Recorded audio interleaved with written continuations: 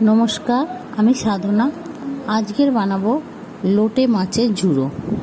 এই লোটে মাছের ঝুড়োটা গরম গরম ভাতের সঙ্গে খুব ভালো লাগে। লোটে মাছের ঝুড়োটা করতে প্রথমেই আমি 1 কেজি মতন লোটে মাছ নিয়েছি। লোটে মাছটাকে কেটে ভালো করে ধুয়ে নিয়েছি। এবার গ্যাসে আমি কড়া বসিয়ে দিয়ে দেবো এর মধ্যে বেশ খানিকটা তেলটা দিয়ে এর মধ্যে দিয়ে দেবো আমি 2 বড় সাইজের পেঁয়াজ কুচিটাকে আমি একটু হালকা করে ভেজে নেব।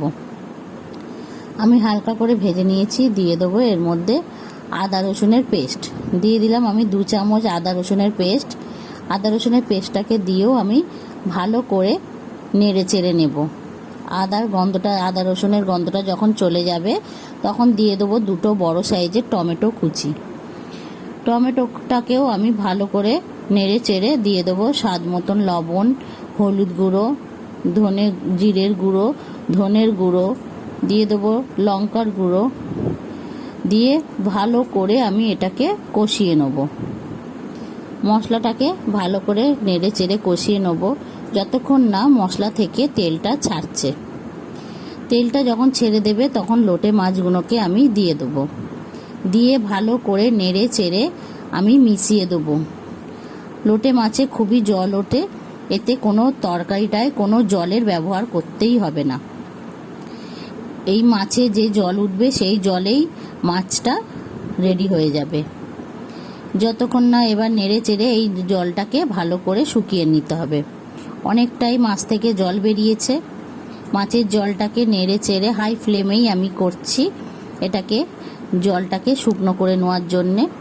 দিয়ে দিয়েছি কটা কাঁচা লঙ্কাটাকে দিয়েও ভালো করে নেড়ে চেড়ে নেব। ভালো করে নেড়ে চেড়ে এর জলটা যতটা জল উঠেছে পুরো শুকনো করে নিতে হবে। আমি প্রায় অনেকটাই জলটা শুকিয়ে এসেছে, আমি আরও একটু শুকিয়ে নেব। এখনও ভালো করে শুকনো হয়নি, আর একটু শুকনো করে নিলেই এটা রেডি হয়ে যাবে। এবার ভালো মতনই আমি জুড়ে করে ভেজে নিয়েছি। এবার দেখেন কড়া থেকেও ছেড়ে যাচ্ছে। আমার পুরো কমপ্লিটই হয়ে গেছে। এর মধ্যে এবার দিয়ে দেবো একটু ধনেপাতা কুচিটাকে নেড়ে চেড়ে নিলেই আমার লোটে মাছের ঝুড়ো রেসিপিটা কমপ্লিট হয়ে যাবে। আপনাদের যদি এই লোটে মাছের ঝুড়ো রেসিপিটা ভালো লেগে থাকে তাহলে একটা লাইক, কমেন্ট, শেয়ার করে দেবেন আর সাবস্ক্রাইব করে আমার পাশে থাকবেন। ফেসবুকে দেখলে আমার পেজটাকে ফলো করে রাখবেন, তাহলে নিত্য নতুন রেসিপিটা আপনারা সবার আগে দেখতে পাবেন। আপনারা লোটে মাছটাকে গরম গরম ভাতের সঙ্গে এনজয় করবেন।